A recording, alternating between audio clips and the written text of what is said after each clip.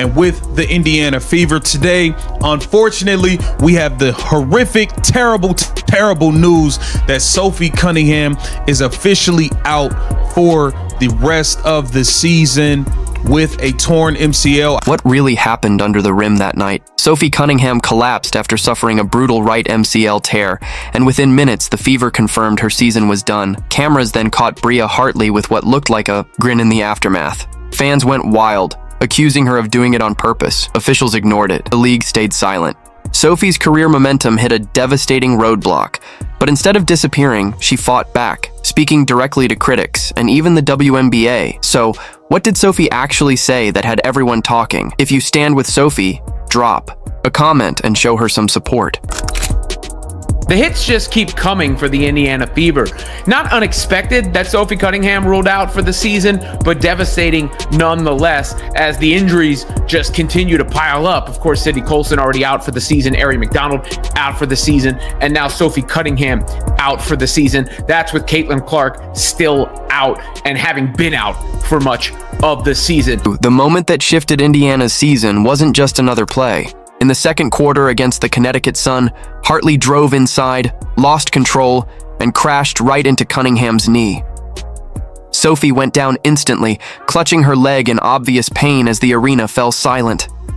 Teammates rushed to her side while the Fever bench wore expressions that said it all. This was no ordinary collision. Sophie Cunningham was targeted, y'all.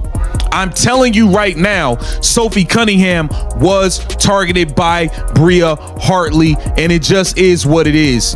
It is what it is. I don't want to sit here and play games and act like, you know, she wasn't. She was targeted by Bria Hartley, and that's just the fact of the matter. And people can act like it's not all they want. I told you guys this girl was a dirty player, and that's all she did today was show how dirty she is. Seconds later, the broadcast showed Hartley smirking. That clip blew up online, with fans stunned at how anyone could smile while another player was injured. Many saw it as a grin of satisfaction, not shock. That single image, just as much as the collision itself, ignited the outrage. Now look, you can tell Bria Hartley, in my opinion, she launched herself into her knee. She did. And I've seen some of the reaction online, and guys, it's despicable. It really is. There's a lot of people celebrating this injury. And guess what? You can imagine who it is. It's members of the old WNBA fandom, the ones that root for Paige Beckers and Angel Reese and Asia Wilson and all the usual damn suspects. Then came the referee's call, or lack of one. No flagrant, no upgrade, not even a review. The game went on like nothing had happened, despite Sophie being sidelined with a season-ending injury. Sophie announcing her being out with an MCL tear, which, by the way, the MCL tear, relatively speaking, is good news because it's not an ACL tear. She's not out for like a year or anything, but she's out for the rest of this year. And they're going to miss her toughness. They're going to miss her shooting. They're going to miss her playmaking to a degree. But this wasn't just about one fall. Fans tied it to a bigger issue: dangerous plays being overlooked until someone pays the price. And with Hartley, it wasn't her first questionable moment of the season. To many, this felt less like an accident and more like a failure the league had ignored for too long. The backlash wasn't just against Hartley. Critics targeted referees and even Commissioner Kathy Engelbert, arguing that WNBA officials rely too much on the let them play approach, leaving players vulnerable. Cunningham's injury became the painful example people had been warning about all seasons. Is terrible. You don't want to see anybody go out, especially with an injury.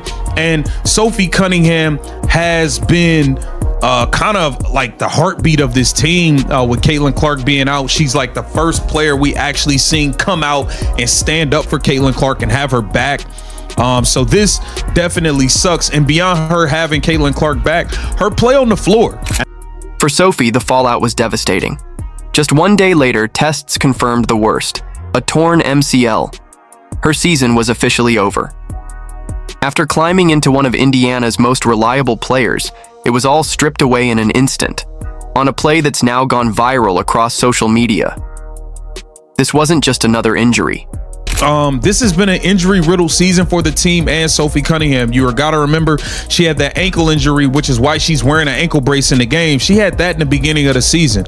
She was dealing with an injury. She fought back, came off the bench, got into the starting lineup, and she started lighting it up for us. She was knocking down the threes. She was bringing that energy, and us fans wanted her to get more shots, and we were upset at the fact that she's standing around wide open looking for the ball, and she's just not getting the ball out on a lot of these possessions. At first, Sophie stayed silent, trying to process what had happened, but her family didn't hold back. Her sister Lindsay blasted the WNBA, calling out officiating inconsistencies and claiming the league cared more about handing out fines than protecting its players. That echoed exactly what fans had already been saying, but now it came straight from her family. Her mom, Paula, added fuel with a since-deleted post, labeling Hartley reckless and hinting this wasn't her first dirty moment. The frustration within Sophie's inner circle was clear, and it only put more pressure on the league to finally respond. This injury happened, and Sophie Cunningham's sister was none too happy about it and slammed the WNBA. Maybe you should focus less on finding players for commenting on your poor officiating and more about hiring officials that are able to call a consistent game and protect your athletes. It's pathetic. Praying for you, Sophie. That's Lindsay. That's her sister. Well, her sister made this comment, and it brought out the scumbags. When Sophie eventually spoke, she surprised everyone. On her podcast, she called the play unfortunate but not intentional. She said it was just basketball gone wrong, that she was in the wrong spot at the wrong time. She even defended Hartley, saying they were friends and urging fans to stop sending her hate. The calm, measured response shocked many. Coming from someone who had just lost her season, Sophie showed poise and maturity that cut against the fiery narrative spreading online.